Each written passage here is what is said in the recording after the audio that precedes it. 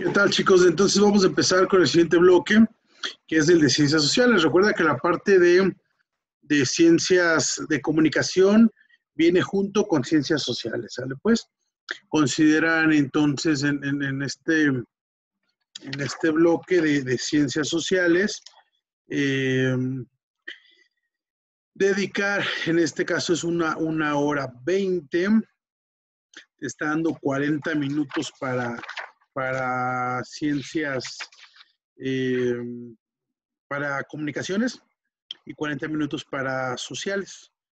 Entonces yo te recomiendo dedícale media hora a cada uno, te sobran 20 minutos y regresas a terminar el choro, ¿va que va? Para que no te compliques tanto. Entonces, tienes ya el área de ciencias sociales, ¿sale? Pues vamos a checar entonces esta área de ciencias sociales, vamos a ir resolviéndolo, ¿sale? Pues dice, con base en el siguiente fragmento periodístico, define qué fenómeno social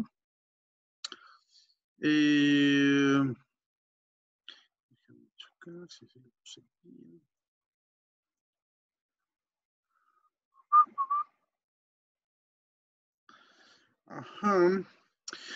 Define qué fenómeno social se aborda y cuáles de las ciencias sociales se encargan del estudio. ¿Okay? El primer gremio formado por mujeres resiste aún el hostigamiento. Costureras, ejemplo de lucha sindical. Surgió tras el sismo de 1985 para defender los derechos de trabajadoras del sector textil. El sindicato 19 de septiembre sufrió por años el acoso del GDF y devino en una asociación civil. Al menos 600 trabajadoras de la industria textil, la mayoría jóvenes sin estudios y con hijos, murieron bajo los escombros de los centros de trabajo durante el sismo de 8 grados Richter, que el 19 de septiembre del 85 cimbró la capital del país. El terremoto evidenció la condición en que se trabajan las obreras del vestido, lo que las obligó a adelantar las conformaciones de sindicatos de costureras, que llevaría por nombre la fecha de la tragedia. Nació así el primer movimiento laboral en México dirigido por mujeres. Hasta entonces, las trabajadoras del sector eran representadas por el Sindicato Nacional de Trabajadores de la Industria Textil, afiliado a la Confederación de Trabajadores de México, CTM, y a la Confederación Revolucionaria de Obreros y Campesinos, CROM, bastiones del charrismo sindical durante el dominio del Partido Revolucionario Institucional. Las condiciones laborales de estas trabajadoras eran indignas, el baño sin agua ni papeles, los garrafones de agua siempre vacíos, pago por destajo, jornadas de más de 10 horas y sueldos que no representaban ni el 10% del costo de cada prenda elaborada por ellas. Entonces, ¿qué parte de las ciencias sociales interviene ahí? Pues obviamente sociología, porque es de estudio del comportamiento social, ¿sale? Y es sindicalismo el otro ramo que está estudiando de las ciencias sociales, ¿sale? Entonces, son esas las dos ramas de las ciencias sociales que están involucradas. Luego, la Ilustración fue un movimiento cultural e intelectual europeo del siglo XVIII que fue precedente importante para el desarrollo de la ciencia social del siglo XIX. De esta manera, se ha dicho que la Ilustración se planeó como finalidad conocer por medio de la razón y la intuición, adquirir conocimiento por medio de métodos inductivo y deductivo. Los métodos inductivo y deductivo ya existían, ¿ok? El medio de conocer por medio de la razón, las ciencias de la ilustración no buscaban, no querían que conociera, no se trataban de cómo aprender. Descubrió las leyes del desarrollo social, las semejantes de las ciencias naturales, o desterra las tinieblas de la ignorancia mediante las luces de la razón. También le llamaron la época de las luces, ¿no? Entonces sería el inciso D, la correcta, ¿sale pues? Todo esto viene en tu temario. La parte de sociales, el temario trae puros temas, entonces, no es cierto, en la parte de ciencias sociales, tu temario sí está interesante. Sí, de hecho, los videos los basamos en este asunto. De hecho, casi va siguiendo el orden de cómo viene esto. Recuerda, el último video que te envié es tal cual una explicación de temario, ¿va? Básate en el temario, en la parte de sociales, el temario está buenísimo. Bien. La 3 es uno de los conceptos fundamentales del materialismo histórico, pues los modos de producción es uno del materialismo histórico, ¿sale? Puede que el materialismo estaba en contra de los de los procesos industrializados, ¿ves? Y de la revolución industrial, todo ese chorro, ¿va? Autor que representa el funcionalismo. Por eso te decía que debo saberme la corriente que dice y quién es el autor principal. El funcionalismo es de Durkheim, ¿sale? Y listo. Esas se responden así. Se me las sé así. ¿Ves? Pero obviamente están los otros. Entonces digo, uy, debes saberte cada una de ellas para no cometer errores. El estructuralismo establece que toda realidad humana es una estructura, la cual puede ser estudiada de manera interdisciplinaria, marcha y otras disciplinas, cumple la función vital, tiene leyes que es necesario descubrir para entender el desarrollo social, es una totalidad con fenómenos relacionados e interdependientes. Pues en este caso decíamos, es el inciso D. El estructuralismo, según tus textos, es define a la realidad humana como un fenómeno interdependiente. ¿Sale pues? Bueno. Se ha afirmado que la teoría crítica es interdisciplinaria e intenta superar el materialismo histórico. ¿Por qué? ¿Okay? Se ha afirmado, hablas del materialismo histórico, ¿sale? Es interdisciplinaria porque hace una revisión del marxismo, si te acuerdas de tu texto, y lo complementa con otras disciplinas, ¿sale pues? Bueno. Cuando hablamos de historia como acontecimiento, nos referimos a un hecho histórico, fenómeno geográfico, personaje o tiempo, pues obviamente a un hecho histórico. Son dos elementos esenciales para el correcto entendimiento de la historia, pasado y aplicación, pasado sí, pero aplicación que show, conocimiento y progreso. El progreso puede ser que lo estudie la historia, pero el conocimiento no tanto. Hecho y evolución, es que evolución históricamente no puedes hablar de una evolución, es más biológico, es continuidad y cambio, ¿ves? Hay una continuidad siempre en la historia y esa continuidad también te lleva a un cambio, ¿sale? Entonces el inciso C, tal cual viene en tu temario, de verdad. Si te sabes el temario vas a saberte esto sin bronca. El movimiento de independencia de México se pudo llevar a cabo debido a la desigualdad que había entre las clases sociales, las reformas económicas de la Nueva España, la falta de recursos políticos para el pueblo, nueva división territorial. En realidad, recuerda que lo promueven la clase, los mestizos, la clase beneficiada, la promueve porque nacieron en México y de esa manera, pero no tenían derecho a todo lo que los nacidos en España tenían. Entonces, esa diferencia en el trato de las clases sociales es lo que inicia este descontento, ¿sale? Entonces, inciso A. Es una característica del Plan de Iguala. El Plan de Iguala establecía, fíjate bien, un gobierno monárquico templado por una constitución del país. Eso te decía el Plan de Iguala.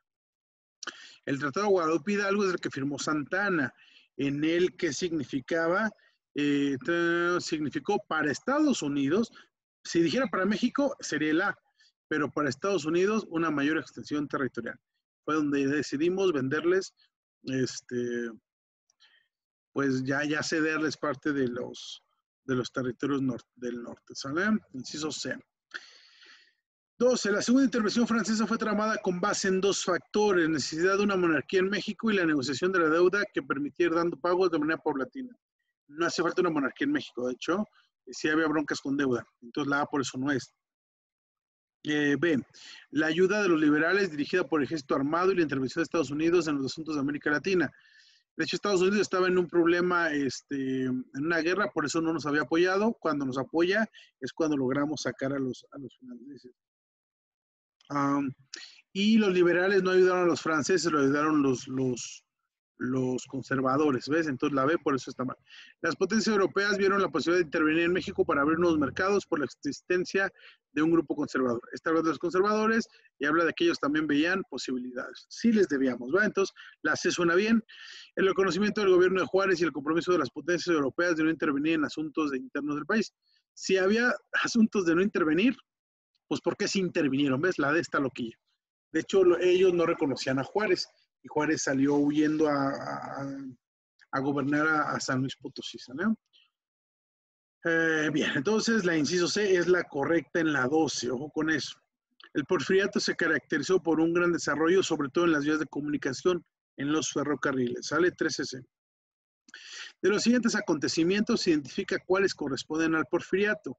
Huelga de Cananea, sí. Construcción de vías férreas, sí. Plan de la Noria, no. Y crecimiento de las haciendas, sí. 1, 2 y 4. Entonces, inciso C, ¿vale? Eso es importante. Cuando Álvaro Obregón asume la presidencia de México en 1920, se considera que empieza la reconstrucción nacional porque diferentes caudillos de la Revolución Mexicana llegaron a acuerdos y empieza la Revolución Pacífica. Se firmó en 1921, ¿ves?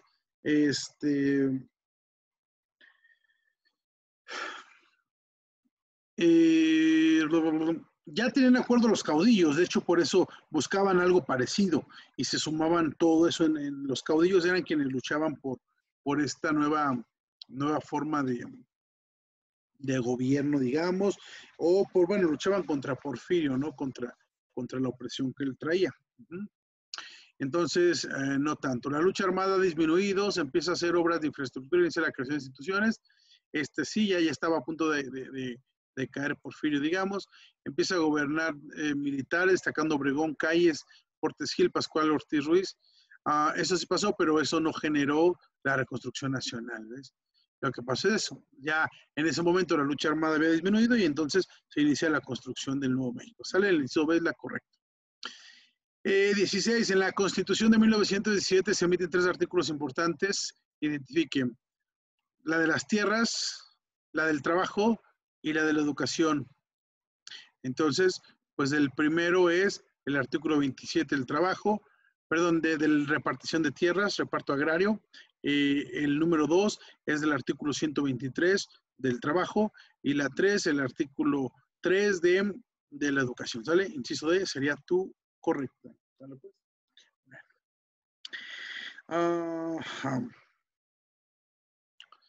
El movimiento del 68 fue una manifestación de la clase media que, aunque fue un conflicto estudiantil, recogió demandas sociales planteadas anteriormente. Identifique cuáles son estas. Era estudiantil, ¿ves? Entonces, jornadas de trabajo, autonomía de la universidad, promocionar la enseñanza técnica, no era tanto. Suspensión de los Juegos Olímpicos, aumento del salario mínimo, apoyo de la Revolución Cubana. Desaparición del cuerpo de granaderos, libertad de presos políticos, derogación del artículo 145 sobre disoluciones sociales. Había una ley que evitaba que las aglomeraciones y la lucha social. Entonces, es el artículo 145. Si te acuerdas de tu texto, de tu temario, viene el inciso C tal cual, ¿sale? Es lo que ellos pedían. Bien, lee con cuidado el siguiente texto, señala en qué modelo económico se inscribe el siguiente institución. El Fondo Monetario Internacional es un organismo financiado autónomo independiente de la ONU, pero que sus relaciones con esta tienen la designación de agencia especializada. Tiene como objetivo promocionar la cooperación monetaria internacional y facilitar el crecimiento equilibrado de comercio mundial mediante la creación de un sistema de pagos multilateral para las transacciones corrientes y la eliminación de las restricciones al comercio internacional. El Fondo Monetario Internacional es un foro permanente de reflexión sobre los aspectos relativos a los pagos internacionales. Sus miembros tienen que someterse a una disciplina de tipo cambio y evitar las prácticas restrictivas de comercio. Bueno, es la estructura socioeconómica que se tiene. El modelo del fondo Monetario Internacional que busca la economía global, pues es de lo que llamamos el modelo neoliberal, ¿vale? Sustitución de importaciones. Hablas del 97, fíjate. Sustitución de importaciones, desarrollo estabilizador y desarrollo compartido. Estos son del periodo del 40 al 70, acuérdate, ¿vale? Cuando se da el crecimiento importante de México y luego una desaceleración en el 70, ¿vale? Es el modelo neoliberal. Carlos Salinas de Gortari, que gobernó del 88 al 94, se caracterizó, entre otros asuntos, por vender empresas del Estado con el argumento de que había que vender bienes para remediar males. Pero en realidad estas medidas responden a una política de gobierno. Señale el objetivo real y el modelo económico que lo corresponde. Primero, el modelo neoliberal, tal cual, es el modelo que dice que el Estado debe eliminar tener empresas porque las empresas en manos del Estado generan costos en lugar de ganancias. Y entonces que mientras el Estado menos tenga que ver con la economía, más va a avanzar la economía. Eso es lo que dice este chorro. ¿Ves? Entonces el modelo neoliberal que establece que las empresas deben estar en el sector privado. La 20, Segunda Guerra Mundial propició que México vendiera productos naturales a Estados Unidos, creara sus propias fábricas, talleres. ¿A qué modelo económico nos referimos y cuál fue su fin? Cuando eso sucede, México vendía productos naturales a Estados Unidos y creara sus propias fábricas y talleres. Eso es lo que llama el desarrollo estabilizador, tal cual lo que coincide con esto. Disminuir la participación de Estados Unidos y privatizar las empresas para liberar el comercio. Dice, no, aquí diría que a Estados Unidos le estabas vendiendo, entonces el no está chido. Es decir, haz de cuenta que lo que dice aquí es correcto, pero no es el periodo al que se refiere acá, ¿me explico? Si en el desarrollo estabilizador pasó esto, pero aquí me está diciendo que vendíamos productos chidos de Estados Unidos y nuestras fábricas de talleres fueron creadas para producir nuestros propios productos. Neoliberalismo no, porque después de la Segunda Guerra Mundial no, el neoliberalismo es de Salinas para acá. Sustitución de importaciones es esa. Industria del país mientras apoyó industria nacional y otorgó subsidios, leyes arancelarias, etc. ¿No ves? Es sustitución de importaciones, ¿vale? Esa es la buena. Bueno, la que tiene que ver con de apoyar, de dejar de comprarle a Estados Unidos o a otros países y empezar a comprar local. Ante esas restricciones, pues entonces la economía mexicana se tenía que activar. Lo malo, decíamos, es que generó un problema de calidad, ¿no? Que cuando se abrieron los mercados con el neoliberalismo, nuestros productos no eran tan competitivos como los del resto del mundo. Esa fue la bronca. Bien. Entonces, inciso C. El proceso de globalización ha sido fomentado por organismos de carácter internacional de las siguientes opciones. Elige cuáles son claro ejemplo de ellos, es decir, de los que han fomentado la globalización. ¿Sale? Entonces, obviamente, los que han fomentado es Tratado Atlántico Norte y la Organización de las Naciones Unidas. Dicen, al final a ellos no les importa tanto, ¿ves? Recuerda que la ONU sirve, se supone, para garantizar la paz en el mundo.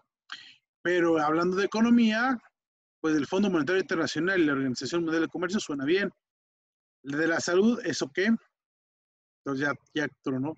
Alterglobalizado y la organización no gubernamental, ¿es eso qué? Entonces, es esta vez lana. A ellos son los que les importa, pues, de este proceso de globalización. ¿Okay?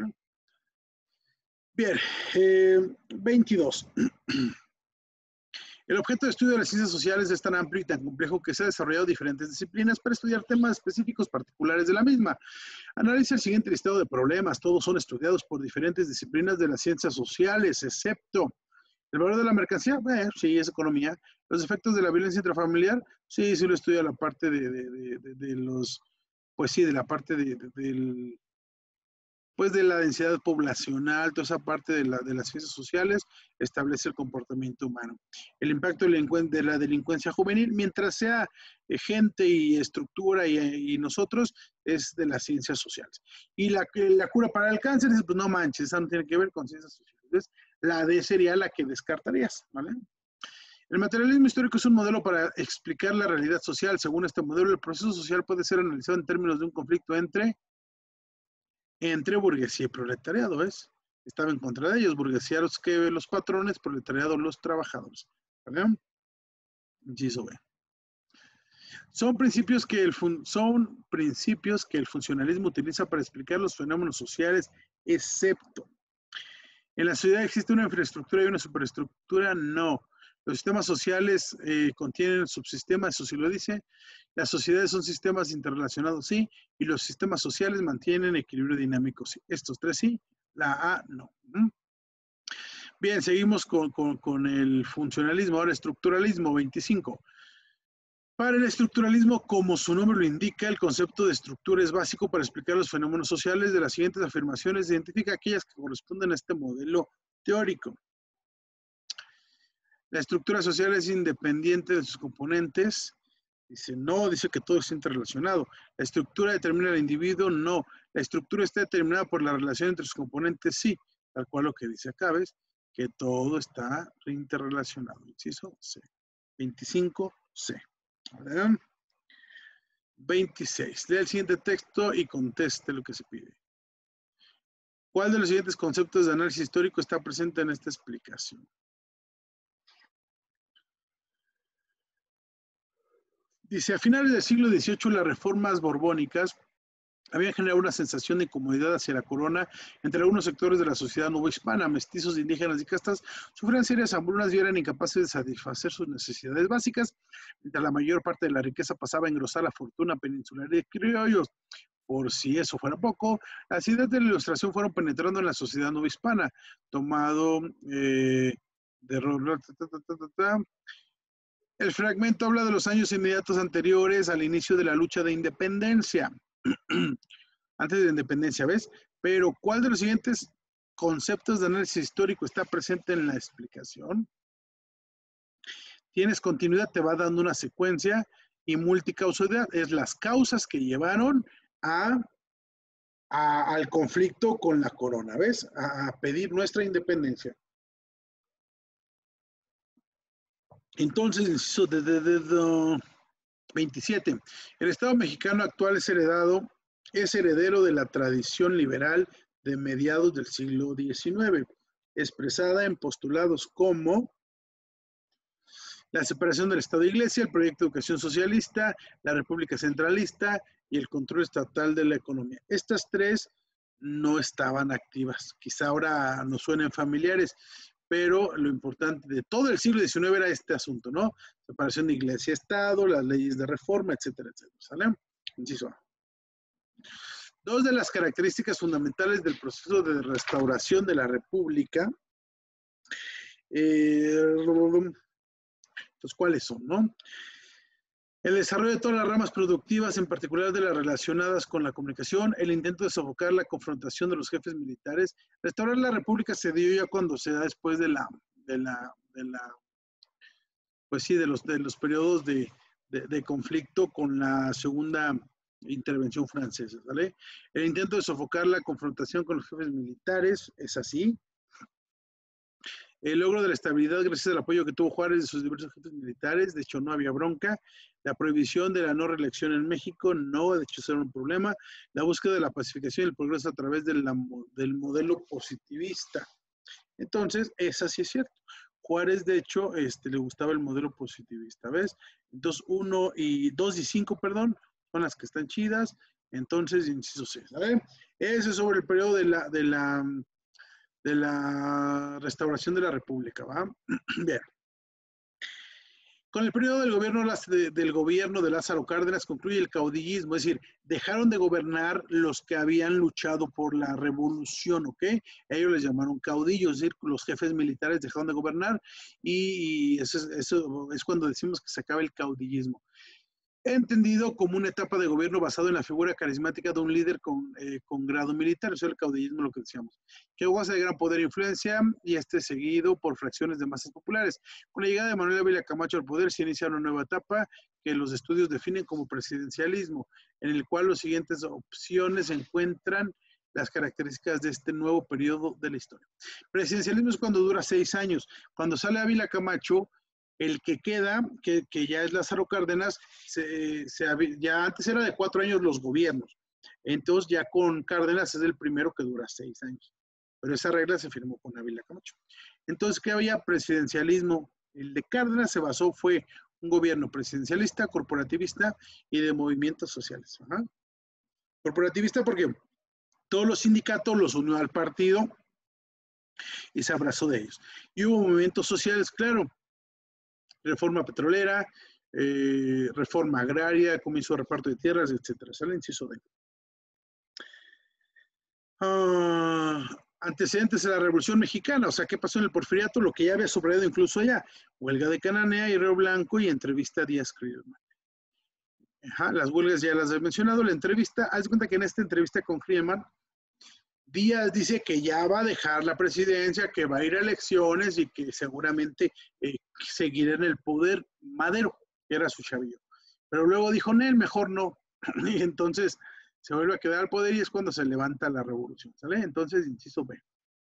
Son los antecedentes de la revolución. El Tratado de Libre Comercio de América del Norte entró en vigor en 1994 y tiene por objetivo establecer una zona comercial de las más grandes del mundo. En ella participa México, Estados Unidos y Canadá, quienes intercambian aproximadamente 2.600 millones de dólares al día en diversos productos, cual sea una característica del Tratado de Libre Comercio. Producir la misma mercancía para todos los países, no es cierto. Producir una zona libre de control de precios para incrementar las ganancias de los empresarios y trabajadores, no del todo. Liberar de impuestos las exportaciones para que la economía más poderosa domine el mercado. Básicamente lo que se hacía con este tratado es eliminemos impuestos de aduanales para que nuestras tres economías estén en constante movimiento. Todavía me acuerdo, algunos profesores de las áreas sociales sostienen que esto fue perjudicial para México y que este asunto no estaba chido. Pero ya ves que Donald Trump pues hizo la reforma y se hizo otro nuevo tratado, porque según él, este tratado que había beneficiaba muchísimo a México y no a Estados Unidos. Y durante muchos años, como nos encanta ser rebeldes, decíamos que no, que era un tratado que beneficiaba a Estados Unidos, pero a nosotros no. Entonces, bueno, en realidad lo que hacía era liberar impuestos para que se pudiera mover la economía un poco más rápido. ¿Sale pues? Bien, como sabemos, el liberalismo se entiende como una ideología que sostiene una idea sobre cómo debe ser la sociedad y la economía. Pero también sabemos que el neoliberalismo es el resultado de la aplicación de ciertas políticas. ¿Cuáles de las siguientes son características del modelo neoliberal económico? Privatización de servicios, reducción de gasto social. Sí, este es uno de Agüido. Barreras arancelarias y control de la empresa. No, de hecho es barreras sin barreras. Priorizar la inversión de empresas paraestatales. No, elimina las paraestatales, dice el liberalismo. Fomentar el comercio interior, limitar la exportación. No, abre. Entonces la única que sí es característica del liberalismo es la primera. Privatizar los servicios y reducir gastos. ¿Cuáles son los cambios económicos que produjo la Segunda Guerra Mundial en la industria mexicana una década después? Una década después, los cambios que nos dejó fue financiamiento de producto agrícola pesquero, no. Decremento de exportaciones, de hecho no hubo un incremento de las exportaciones. Menor infraestructura, no hubo mayor estructura. Financiamiento externo y comercialización con el exterior, sí. Pues todo el mundo quería productos porque habían quedado destrozados, ¿ves? Inciso D. Obviamente la economía después de la Segunda Guerra Mundial se da el milagro mexicano del 40 al 70, donde México, jajaja, funcionó muy bien, y luego valió queso, ¿no? Entonces, había lana y todo el show. Inciso D. Son características del modelo de globalización económica. Alentar la participación de capital público, disminuir el impacto de capital extranjero, no, quiere lana. Disminuir la participación de estados en la economía y venta de empresas públicas, esto sí. Los modelos de globalización dicen que las empresas no tendrían que estar en manos del Estado porque el Estado las hace lentas y podrían producir en manos de particulares. Por lo tanto, promueve la venta de las empresas del Estado. Fue lo que estuvo haciendo desde Salinas hacia adelante, se da ese modelo de ir desapareciendo las empresas del Estado porque suelen ser, como decíamos, un poco lentos. Bueno, es lo que dice o considera el liberalismo o el neoliberalismo. ¿También? Una consecuencia social que trajo consigo la revolución industrial fue la transición de los talleres artesanales de industria, eso sí es cierto. El desarrollo del comercio internacional con el avance tecnológico, dice no te pases de lanza, apenas es la revolución industrial. El surgimiento de la burguesía, el proletariado como clase social, el nacimiento de la democracia y liberalismo en Europa. Consecuencia que nació la burguesía y el proletariado como clase social. Yo pondría el inciso C como tu respuesta correcta. ¿Vale, pues? Luego, uno de los logros políticos de la Revolución Francesa que se refleja en las relaciones sociales de nuestros días a través de las garantías individuales. Garantías individuales son los derechos que tienes por el hecho de ser humano. En el caso de México son las tres primeras leyes, digamos, ¿vale? La abolición de la esclavitud, la organización de los congresos reguladores, el reparto agrario y la autonomía campesina o la constitución que reconoce los derechos humanos. Exacto, derechos humanos. Inciso D. Creo que la 35 y la 36, por ahí en tu libro están mal, ¿sale? Creo que para que la corrijas, ¿eh? La 35 debe quedar la C Y la 36 debe quedar la de. Y va, seguimos, ¿sale?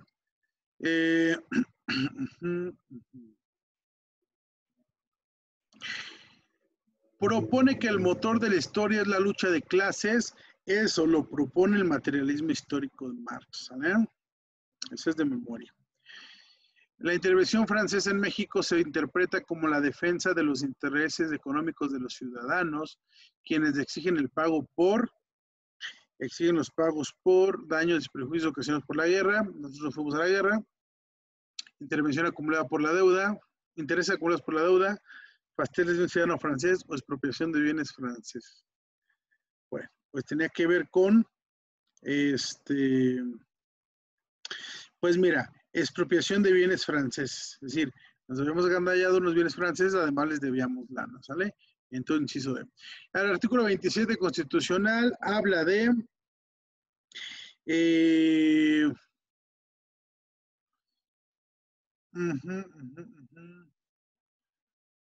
Ok, lo que pasó durante el periodo de Carlos Salinas es que